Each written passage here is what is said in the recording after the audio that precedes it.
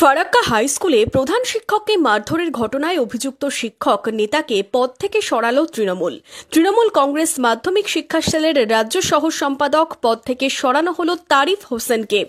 গত শুক্রবার ফারাক্কা হাই স্কুলে একাডেমিক কাউন্সিলের মিটিং চলাকালীন আক্রান্ত প্রধান শিক্ষক মনিরুল ইসলাম। এই ঘটনায় 5 জনের নামে ফারাক্কা থানায় লিখিত অভিযোগ দায়ের হয়। তার মধ্যে নাম ছিল তৃণমূলের শিক্ষক সংগঠনের রাজ্য সহ সম্পাদক তারিফ হোসেনের। বৃহস্পতিবার তৃণমূল কংগ্রেসের শিক্ষা সেলের চেয়ারম্যান ব্রাত্য বসু তৃণমূল কংগ্রেস মাধ্যমিক শিক্ষা সেলের নতুন পূর্ণাঙ্গ রাজ্য কমিটি ঘোষণা করেন। সেই কমিটি থেকে বাদ গিয়েছে ফারাক্কার শিক্ষক সেলের নেতা তারিফ হোসেনের নাম।